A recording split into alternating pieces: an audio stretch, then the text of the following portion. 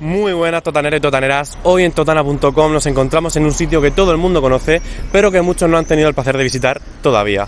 Nos referimos a la Torre de Santiago junto a la iglesia en nuestra Plaza de la Constitución, y a continuación hablaremos con Juan Cánovas Mulero, el cronista oficial de la ciudad, para que nos cuente todos los detalles y curiosidades sobre esta torre.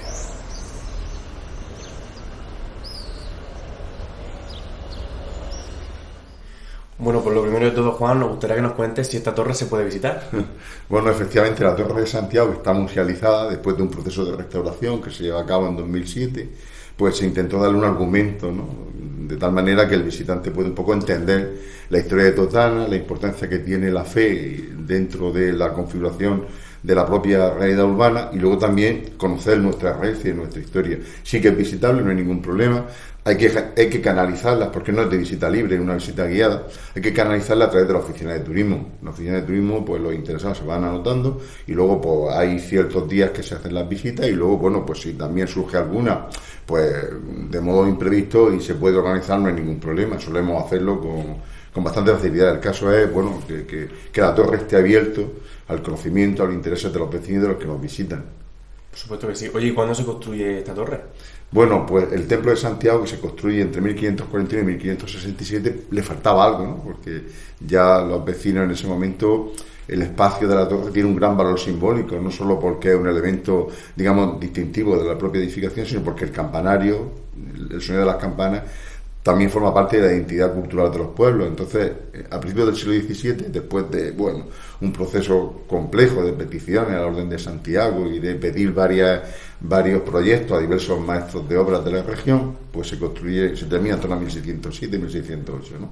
Entonces, bueno, pues forma parte de nuestra identidad. Totana y la torre son una misma cosa. Oye, ¿y antes se le daba el mismo uso que se le da ahora con el tema de las campanas, o tenía algún otro uso más? No, el campanario ha sido siempre el elemento para llamar a los vecinos a las celebraciones litúrgicas, pero también para otros acontecimientos. Igual que hoy los mensajes de los WhatsApp nos transmiten, los emoticones estos, ¿no? Uh-huh. Nos transmiten ciertos mensajes, en el simbolismo, pues entonces igual, ¿no?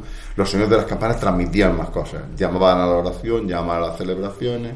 También informaban del fallecimiento de si era un hombre, una mujer o un niño. Luego también anunciaban otros acontecimientos, un peligro, si había posibilidad también de algún incendio, o si había otro nubes que podrían también destrozar los cultivos. O sea que la Torre de Santiago incluso existió durante siglos una campana que ya no existe, que se llama la campana de los cuartos, que tenía como principal función regular las tandas de riego del agua de la balsa vieja que estaba delante de la plaza, ¿no? Entonces, bueno, pues que el lenguaje de las campanas es un lenguaje súper interesante. ¿Y se sabe quién la construyó, quién fue el arquitecto, y si era de aquí de Totana o de fuera? Sí. Bueno, hay varios proyectos, y no, el arquitecto no es de Totana. Sí que es verdad que luego trabajó un totanero en parte de elaboración de campanas y el mantenimiento del reloj, que es Silvestre Martínez Teruel, pero el maestro es un maestro que viene de fuera, porque va algunos de Caravaca, ¿vale? La primera parte de la torre corre a cargo de un tal Juan Zavala, ¿vale? Y luego también Francisco Aranda, son varios arquitectos que no son de Totana, que se les pide proyecto y que empiezan. La primera traza es interesante, que parece que la configura el maestro mayor de la diócesis, que había trabajado en la Catedral de Murcia, que es Jerónimo Quijano. Jerónimo Quijano está a finales del siglo XVI en Totana y hace un poco la estructura del templo, pero también de la torre. Lo que pasa es que eso queda muerto, tiene que pasar un tiempo para que se lleve a cabo la construcción de la torre. Muy interesante. Oye, pues nos encontramos aquí justo en la planta 0, la recepción. Vamos ya a esa planta número 1 de la torre. Vale, estupendo. Oye, y por curiosidad, ¿se sabe cuánto mide esta torre? ¿Cuántas escaleras tiene? ¿Cuántos pisos? Bueno, hasta el campanario hay 20 metros, ¿no? Luego están las almenas y demás, ¿no? Hay 90 escalones. O sea, lo que pasa es que como vamos en la visita guiada, pues se van haciendo varias paradas a lo largo del trayecto, pues se hace muy cómodo, no es angustioso. El espacio no crea ningún tipo de fobia, ni crea tampoco una sensación de angustia, o sea, que se hace una visita muy ágil y muy rápida. ¿Y hay algún tipo de leyenda o popular en nuestra torre? Bueno, hay alguna leyenda relacionada con el cuarto de los novios. Si queréis, ahora cuando lleguemos ahí un poco en ese contexto la comentamos, porque ahora estamos en la sala capitular que está dedicada a la Orden Militar de Santiago. Oye, ¿y se hace algo para conservar esta torre? Porque imagino que con el tiempo habrá cosas que se deterioran, etcétera. Bueno, la torre tenemos que comentar que había sido como el almacén del templo durante siglos, todos los chismes venían aquí, ¿no? De hecho, esta propia sala donde estamos no existía, se hace después de la Guerra Civil, porque necesitaban espacio para guardar los utensilios y demás, ¿no? Pero claro, cuando en el año 2007 nos planteamos la importancia de darle uso, ¿no? Y entonces pues lo que se hace es vaciar pues, todos los trastos que había mucha suciedad acumulada de siglos, ¿no? Porque era pues eso, el sitio donde se arrumbaba lo que no servía, ¿no? Y entonces con el apoyo del ayuntamiento, de la comunidad autónoma y de la propia parroquia se hace una restauración. Entonces ya el siguiente paso fue musealizar, porque se hacían visitas guiadas a ver la propia estructura, a ver la arquitectura de la torre, que resulta muy interesante, pero también queríamos darle un sentido, una explicación para acercarse a los orígenes de Totana, a la importancia de la fe, pero también a nuestra evolución histórica, ¿no? Porque no solo nos centramos en cuestiones de carácter religioso, sino en otros aspectos que ha configurado la historia de Totana. Entonces dar una explicación, eso nos pareció interesante. Y ya hace 7 u 8 años que estaba aquí don José Ruiz de párroco, cuando se musealiza y se le da ese argumento y nos sirve un poco pues para acercarnos a nuestro pasado. Oye, ¿de cuándo llevas haciendo estas visitas? Y también me gustaría que nos cuentes si tienes algún tipo de conexión con la torre, porque tenemos que hablar, bueno, con fascinación sobre ella. Bueno, pues digamos forma parte también un poco de mi propia historia personal, porque he dedicado mucho tiempo a ello. Es verdad que hemos tenido la suerte de que el arquitecto Francisco Guerra López, que fue el que llevó a cabo la restauración, hay una persona también muy implicada, que se ocupó de todo el tema del diseño y demás, ¿no? Luego, desde el Ayuntamiento Belén Cánovas, la técnica de turismo también colabora con nosotros, y como os decía antes, desde esa oficina es donde se canalizan las visitas. Y bueno, pues yo le he puesto todo mi cariño y mi interés, porque no quería solo que fuese una visita de curiosidades, sino también te encuentro con nuestra historia, con nuestro pasado, con nuestras raíces, porque Totana se ha configurado a lo largo del tiempo a través de elementos muy importantes y significativos. Entonces dar a conocer eso nos parecía que era fundamental, y por eso esta sala está dedicada a la Orden Militar de Santiago, que en Totana tiene una importancia desde el siglo XIII hasta el siglo XIX, configura toda la vida de los vecinos. Entonces conocer eso nos parece también que era importante. Y esta es la planta número 1. No sé si nos podías contar un poquito así brevemente qué se hace aquí o por qué es importante. Bueno, aquí lo que hacemos es explicar ese origen santiaguista de Totana, porque en 1257 Alfonso X el Sabio, el monarca, ha venido a Cartagena. Allí funda una orden militar que se llama Santa María del Mar, y estando allí concede las tierras de Aleo de Totana a la Orden de Santiago, al maestre Pelay Pérez Correa. Claro, ¿con qué objetivo? Porque el monarca ha ocupado estas tierras, pero necesita repoblarlas. ¿Para qué quiere el monarca tierras sin gente, no? Entonces la misión de la Orden de Santiago era dar seguridad, estabilidad y atraer el poblamiento. Entonces, desde ese momento hasta el siglo XIX, que las órdenes militares con el concordato de la Santa Sede ya dejan de tener sentido, pues forma parte primero de la vida política de la ciudad, hasta que aparece el ayuntamiento, el concejo, ya a partir de la caída de Granada, a partir de la paz de Granada. Pero luego la orden militar pierde esa función política, pero sí que conserva la función religiosa. Los curas que vienen a Totana no los nombra el obispado, sino que vienen nombrados de tu clero, ¿vale? E incluso algunos curas que fueron curas beneficiados de Totana fueron también obispos de clero. O sea que tenemos una relación muy intensa a lo largo del tiempo con la Orden de Santiago. Y así como alguna curiosidad que solemos comentar a los vecinos, que conservamos un libro del siglo XVII, que son las constituciones sinodales por las que se regían las poblaciones santiaguistas, que recopila un cura de Totana, ¿vale? Tenemos aquí de hecho su escudo, don Diego Sánchez Carralero, y ahí se recoge y se regula todas las relaciones humanas, no solo las religiosas, sino las relaciones de pareja, qué hacer cuando una mujer muere avanzada toda de gestación. Pues ya la Orden de Santiago decía que había que hacerle la cesárea a la mujer, sacar a la criatura, bautizarla y volverla a enterrar con la madre. Pues todo eso luego aparece en los libros de enterramiento. O sea, las relaciones de pareja, es que todo está, digamos, regulado y organizado por la Orden de Santiago. Y ha tenido un papel importantísimo en Totana. Entonces es importante también, es interesante que la conozcamos. No, de luego eso es súper curioso, la verdad. Pues vamos a continuar con esta visita. Estupendo. Bueno, pues cuéntanos dónde nos encontramos en este momento. Bueno, pues nada, ahora estamos en el coro alto del templo, una estructura y una edificación que se crea después de la Guerra Civil, porque existió inicialmente un coro bajo en las 4 columnas finales del templo, a los pies del templo, que se construye después de una gran polémica, porque el clero y el concejo querían dotar a la edificación con una edificación de una gran suntuosidad de un coro, porque le daba mucho más prestancia, ¿no? Pero el pueblo no quería, y hay una gran repulsa y polémica, ¿no? Y el argumento es con las puertas abiertas, sin ningún obstáculo por el medio, podemos seguir las celebraciones litúrgicas desde la plaza, ¿no? Claro, colocar una estructura de esa rompía esa posibilidad, pero finalmente se hace, ¿no? Pero luego la guerra civil se desmonta, desaparece, y es después de la guerra cuando deciden construir este coro alto. ¿Qué ventajas tiene? Pues que nos permite disfrutar de la magnitud del templo, ¿no? El templo, un templo de planta basilical, que curiosamente cuando se levanta es enormemente exagerado, enormemente grande para la población que hay en Totana en ese momento, pero es que no solo es lugar para las celebraciones litúrgicas, sino también que es lugar de enterramiento. Los vecinos se entierran en las naves centrales y las laterales, y luego los que tienen más posibilidades económicas en las diversas capillas, ¿no? Por lo tanto, enterrarse durante el antiguo régimen en lugar sagrado era casi como garantía de salvación, ¿no? Entonces, por eso se hace esta edificación tan grande. Bueno, lo que os comentaba, esto nos permite contemplar el artesanado de Mudéjar, una armadura de pay nudillo, de madera de pino salcaleño que viene de la Sierra del Segura y que no es la más lujosa ni la más decorada, porque hay cosas en Teruel o en Córdoba, en Sevilla, muy suntuosas, pero sí que sepamos, siempre decimos que sepamos, es la más extensa del mundo, porque Mudéjar la hay en España y en América Latina principalmente, ¿no? Entonces la extensión de esta estructura, de esta armadura, pues hemos estado investigando y parece ser que no hay ninguna tan extensa, pero bueno, estamos sujetos también a correcciones si alguien nos da información en otro sentido.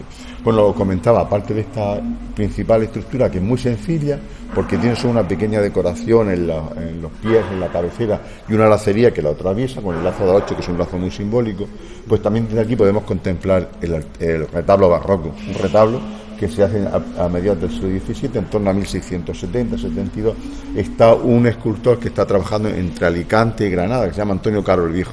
Antonio Caro viene a Totana, hace el retablo mayor y hace otro retablo, ¿no? Entonces, pues la suntuosidad barroca se hace presente en esta obra, que es realmente curiosa e interesante. Entonces, esta perspectiva nos permite, porque durante mucho tiempo el coro fue el espacio donde se acompañaba musicalmente a la liturgia.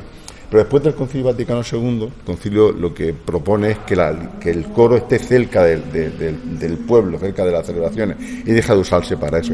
Creo que nos permite contemplar la magnitud del artesonado, la belleza del retablo y la amplitud de la nave. Entonces, pues merece la pena dar un paseo por aquí. Totalmente. Bueno, pues Juan, ya estamos casi llegando al campanario.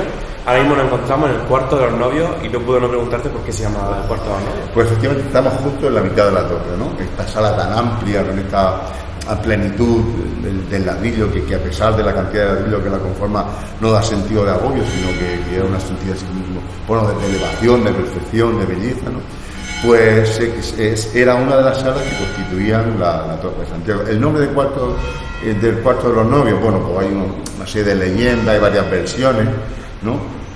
En el mundo mediterráneo, en otras culturas también, pero en el mundo mediterráneo, a lo largo del tiempo, pues en algún momento histórico, aquello eso de llevarse a la novia era casi la única manera de poderse casar, porque los recursos económicos eran muy limitados, porque a veces los pueblos pequeños había recibida entre las familias y las personas pues tomaban la decisión de, bueno, que digamos como fugarse, ¿no? Y claro, era un pequeño molestia a la familia, pero después pues se aceptaba porque no tenía razón de ser no aceptarlo, ¿no? Entonces, alguna pareja parece ser que podía haberse hecho alguna fuga hacia esta parte, ¿no? Haberse pasado alguna noche aquí, ¿no? De hecho hay alguna leyenda también que dice, una leyenda romántica del siglo XIX que no está nada documentada, pero que alguna vez algún mayor me la ha relatado, y es que es una de esas parejas que pasa aquí la noche, coincide con una noche de tormenta, y entonces antes cuando venía la Rambla, bueno, pues era una auténtica catástrofe, destruía todo lo que había, ¿no? Y una noche de esa tormenta, otra mañana, cuando la pareja baja de la torre, pues se encuentra que el agua ha destruido la vivienda de los padres de ella, y la niña se siente tan angustiada que se tira al agua y muere, ¿no? Pero te digo que eso tiene matices de ser una leyenda romántica del siglo XIX que no tiene ninguna consistencia, por lo menos documental. Yo no he encontrado ningún documento que refiera a eso. El caso es que, bueno, parece ser que era, bueno, pues un lugar de escape para los novios, ¿no? Y entonces, bueno, pues ese es un poco el término. También os decía antes que en las constituciones sinodales del Orden de Santiago hay una serie de normas respecto a las relaciones de pareja, ¿no? De los novios. Si el novio entraba en la casa de la novia indebidamente, la primera se le ponía una multa de 2 ducados, la segunda vez de 4 y la tercera vez lo encerraban hasta el día de la boda. Bueno, yo no creo que estuviese encerrado aquí. Bueno, pues todos estos son pues versiones que se confunden y se mezclan a lo largo del tiempo. Ese es el nombre que se le conoce siempre, y nosotros hemos querido en esta sala unir la expresión esta del amor humano, el cuarto de los novios, con el amor divino, o sea, con expresiones relacionadas con las devociones de Totana, pero sobre todo con su sentido de solidaridad. Y un poco como testigo de esa relación, el tiempo, el antiguo reloj que estuvo ubicado en una sala superior y que marcó el transcurrir de la historia y del tiempo de nuestro mayor a lo largo de los siglos, ¿no? Entonces, este reloj, veis un poco la estructura que tiene, el mecanismo, claro, era muy impreciso. De hecho, hay una cancioncilla del siglo XIX que dice: Totana tiene una torre, la torre tiene un reloj, que en cuestión de dar las horas las da cuando quiere Dios. O sea, el reloj iba a su aire, ¿no? Porque, claro, no es la precisión de nuestro sistema de cronómetros del presente. Bueno, entonces, un poco siguiendo en esta línea, hemos colocado algunas imágenes devocionales, por ejemplo, un fragmento del altar de retablo de San Lázaro, que lamentablemente se destruye en el conflicto civil de 1936 y que solo se conservó este banco, este fragmento de retablo, la piedad entre San Andrés y San Lázaro. Y es una obra, pues probablemente del manierismo murciano, de la última etapa del manierismo murciano. Tenemos también esta imagen de la Inmaculada, que la hemos colocado aquí, que es del siglo XIX, que nos parece súper interesante por una razón, y es que pertenecía al Hospital de la Purísima, donde está el Colegio de la Milagrosa. Inicialmente existió un pequeño templo dedicado al apóstol Santiago, y anexo es el Hospital de la Purísima Concepción, y esta imagen estaba en ese hospital, ¿vale? ¿Por qué nos parece interesante? Porque lo primero que hace Totana cuando se baja de Aledo es bajarse al hospital. ¿Para qué? Para ocuparse de los más pobres, de los más necesitados, de las viudas, de los huérfanos, y resaltar ese valor de solidaridad que ya se pone de manifiesto en el siglo XVI nos parecía súper interesante, ¿no?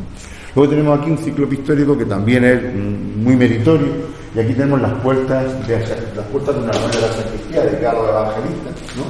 Y aquí esta obra, que es del principio del siglo XVIII, fue realizada por Silvestre Martínez Vélez, ¿vale? Un pintor totanero que tenemos muy poca referencia de él y muy poca obra en la que queda, y estas puertas se conservan.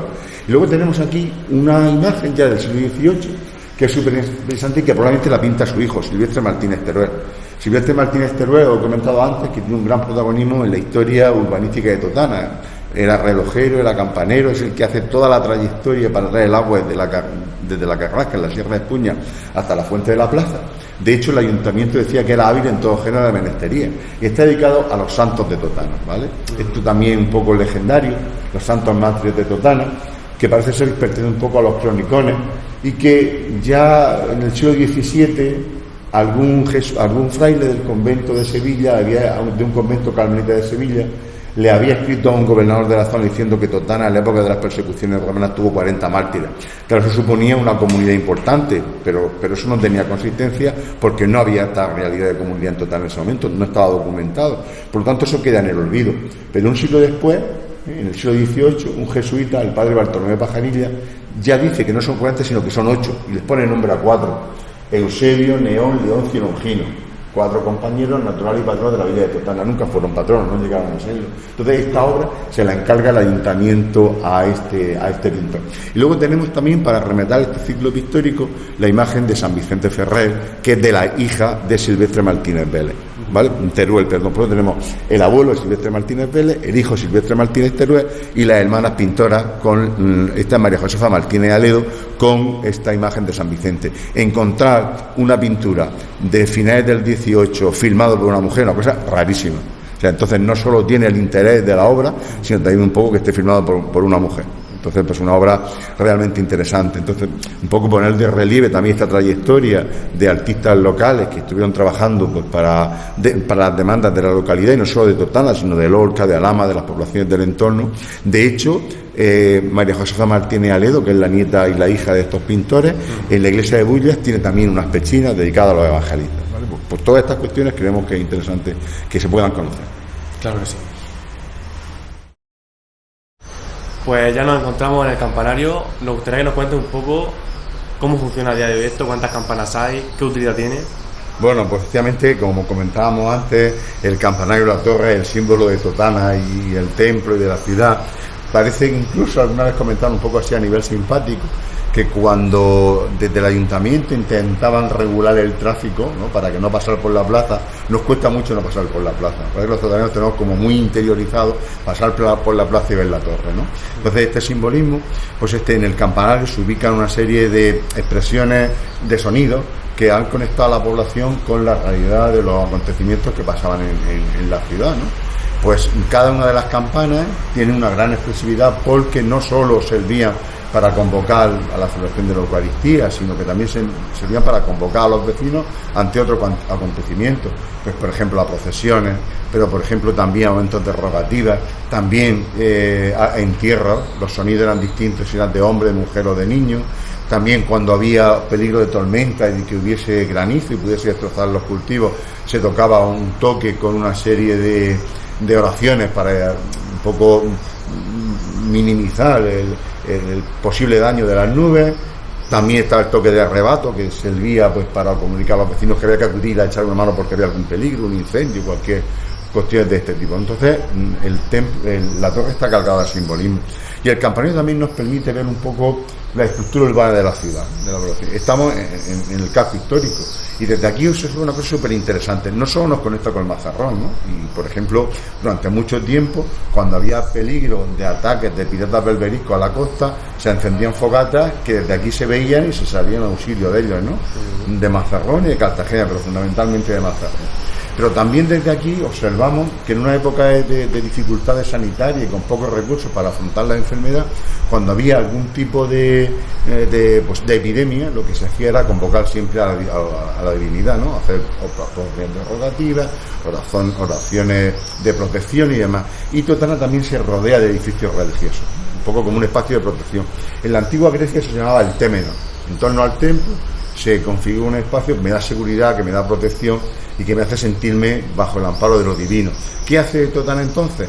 Construye una serie de edificaciones religiosas en cada uno de los puntos cardinales, digamos, para fortalecer esa seguridad. A un punto cardinal está la ermita de San José, a otro punto cardinal la de San Roque, a otro punto cardinal están los capuchinos, los frailes capuchinos, que primero fueron frailes alcantarinos desde 1602 hasta la desamortización de Mendizábal, y que luego a finales del 19 vienen los capuchinos. Hacia otro punto está lo que hoy es la capilla de la Milagrosa, e inicialmente fue el primitivo templo dedicado al apóstol Santiago, y después la ermita de la Concepción, y luego lo que es el centro sociocultural La Cárcel, lo que fue cárcel del partido, fue también ahí se construyó la iglesia de los santos médicos, de los santos con vida mía. Como vemos, hay un espacio de protección en torno a este núcleo urbano, ¿no? En este sentido, pues a los vecinos les daba mucha seguridad y mucha protección.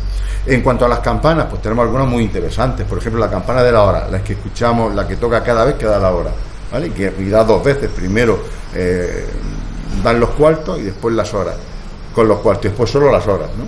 Bueno, pues estas campanas de 1450, anterior a la construcción de este campanario. Viene de otro lugar, no sabemos de dónde viene. Lo que sí sabemos es que en el siglo XVIII viene el obispo a bendecirla, pero no dice dónde la traen, ¿vale? Hay otra campana que pesa 800 kilos y que la realizó Silvestre Martínez Teruel, este personaje de Totana tan interesante y significativo. Y bueno, esta que tenemos de ahora se llama también Santa Eulalia, que es del año 1984. Bueno, pues un espacio que realmente hay multitud de detalles, las garbas, los mascarones, espacios detalles que están cargados de simbolismo y que no se ponen porque sí, sino que en la Iglesia Católica todo tiene un sentido, todo tiene una explicación, todo se hace para algo, ¿no? Igual que en otros aspectos de la vida, ¿no? Después, pues conocer esos detalles, pues lo que intentamos que los vecinos y los visitantes que quedan a la torre, pues realmente se impregnen de este sentido, pues de protección, de seguridad, de amparo que nuestros mayores han tenido en esta estructura como es la Torre de Santiago. Y además esta torre también cumple una gran función en Semana Santa, porque este mecanismo de aquí puede hacer su trabajo en esta época del año, ¿verdad? Efectivamente, mira, el tema de las tabletas, en los días de Semana Santa, pues callan las campanas y un poco por el sentimiento de dolor por la muerte de Cristo suenan las tabletas. Acaba de dar un cuarto. Esa es la campana de los cuartos. Bueno, pues las tabletas tienen esa importantísima función. Las tenemos una máquina donde están grabados todos los toques tradicionales.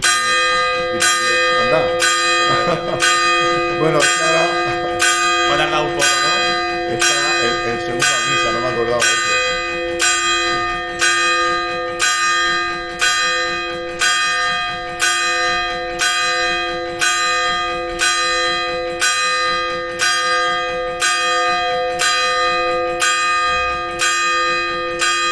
Bueno, estamos comentando que están todos los toques grabados y cuando subimos la torre podemos, en una máquina reproductora de sonido, podemos disfrutarlo, ¿no? El de las tabletas, que tradicionalmente siempre solo sonaban en Semana Santa. Hace unos años, estando aquí de párroco con don José Ruiz, pues pensó que era interesante, puede ser curioso también, que todos los viernes a las 3 de la tarde sonasen, para recordar la muerte de Cristo, y eso es lo que se hace. Al principio nos extrañaba mucho las tabletas, pues esto era un error, ¿no? Pero ya nos hemos acostumbrado y resulta también un poco pues agradable y simbólico escuchar el viernes a las 3 de la tarde, que son las tabletas recordándonos ese acontecimiento importante de la fe, ¿no? Bueno, pues es algo pues muy característico y muy simbólico de Totana, nuestras tabletas, y eso se puede también escuchar en cada una de las visitas que se hace a la torre. Pues súper interesante todo lo que nos cuentas, Juan, y desde luego desde aquí le decimos a todos los totaneros y totaneras que sin duda tienen que visitar nuestra Torre de Santiago. Via